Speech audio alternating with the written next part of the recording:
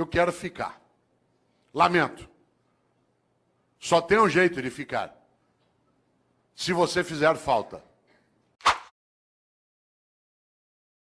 A vida é muito curta para ser pequena.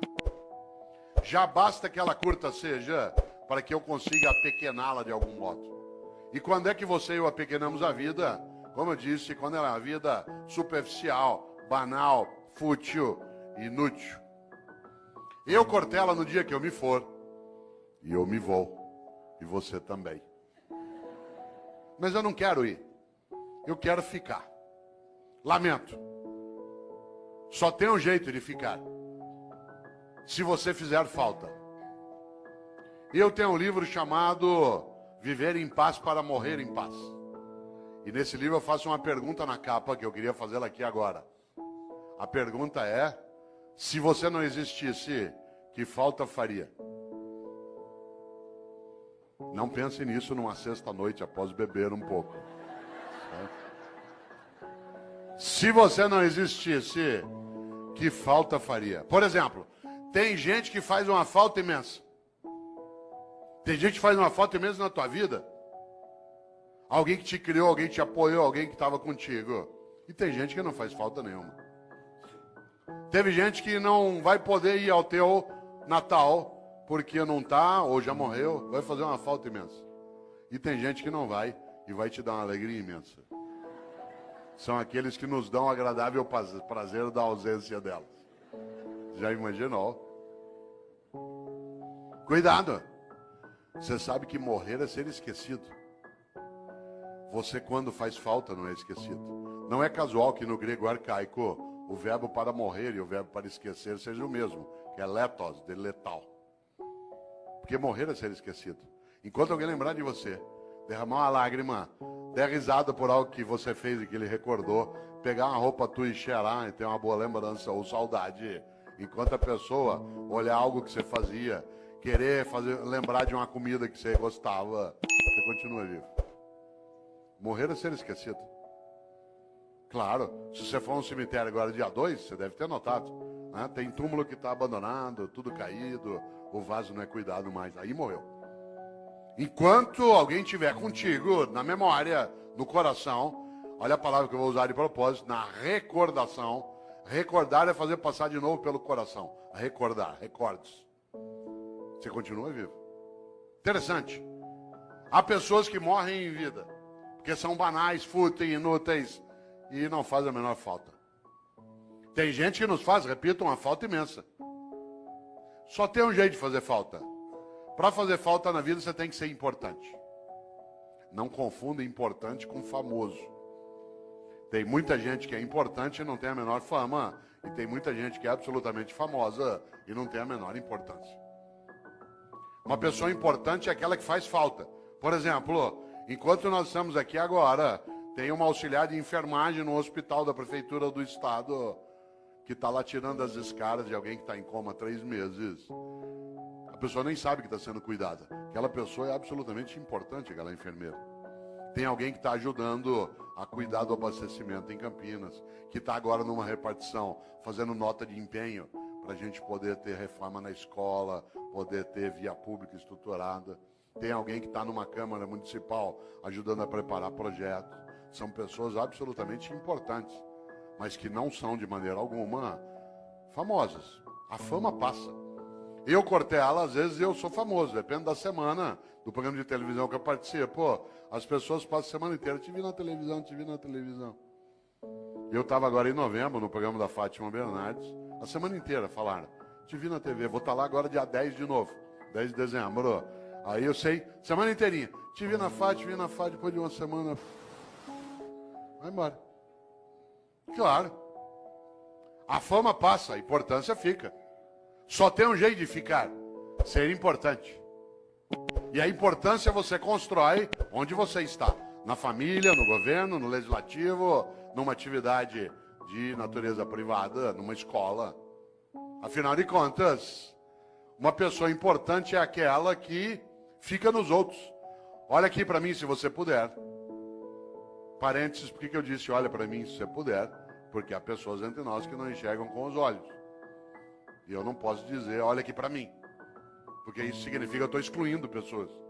Há pessoas que não ouvem com os ouvidos, elas ouvem com as mãos. E por isso eu não posso, no meu cotidiano, esquecer disso. Porque do contrário, eu acabo tendo uma obra que é parcial. Por isso, olha que interessante, volto a esse pedaço. O que é alguém que é importante? Olha para mim se você puder. É alguém que eu levo para dentro. O gesto que eu estou fazendo da mão em direção ao peito. Que eu levo para dentro.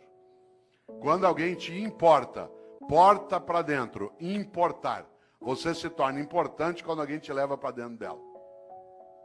Quanta gente é importante? Olha que coisa. Levou para dentro. Mário Quintana, um homem especial. Um homem estupendo. Ele, inclusive, fez uma coisa que eu gosto demais. Ele, durante anos, trabalhou vários poemas que eu aprecio, mas houve uma coincidência entre mim e ele, que eu até conto no livro, que você estava me mostrando, o Viver em Paz para Morrer de Paz. Mário Quintana sempre me inspirou.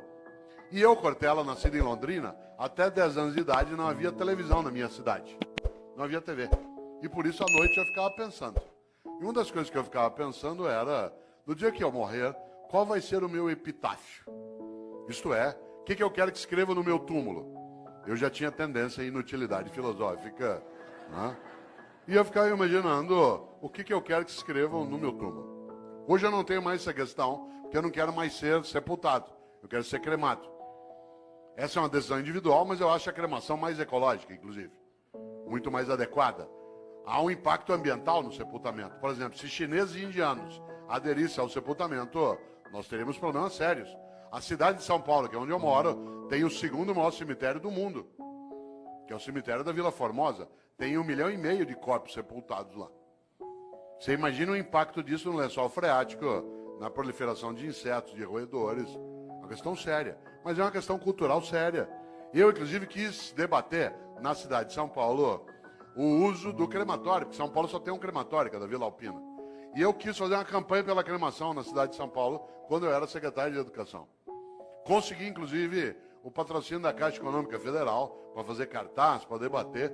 E só não fiz porque a prefeita, na época, que era Luiz Erundina, achou que a cidade não ia entender direito.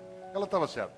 Mas eu tinha feito um cartaz, que eu vou usar ainda, né? Vou usar, não deu. Era um cartaz com o patrocínio da Caixa para discutir cremação, escrito assim: vem para a caixinha você também. Certo? Mais claro, né? Mais claro, impossível. Eu, claro, hoje não quero mais ser sepultado, mas quando eu queria, eu ficava imaginando qual seria. Aliás, minha mãe, que é uma pessoa, como várias das mães de alguns aqui, absolutamente importante, mas não é famosa, ela é contrária à cremação. E como toda mãe, ela acha que ela é eterna. Porque ela não quer desistir de cuidar. Essa é a obra dela. E há uma coincidência gostosa em casa. Ela nasceu no dia 5 de março e eu também. Eu nasci no dia do aniversário dela. Família organizada, faz planejamento estratégico, né?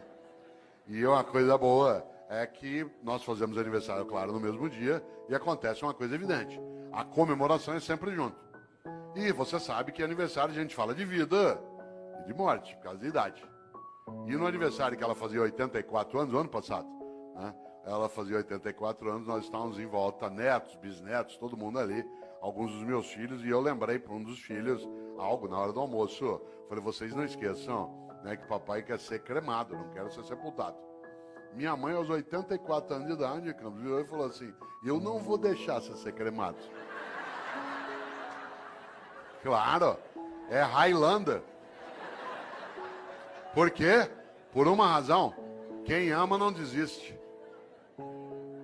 Quem ama não desiste. Quando você está começando a desistir de algo, é porque você está começando a deixar de amar. E é interessante, porque qual é a suposição? Que ela vai adiante e vai cuidando.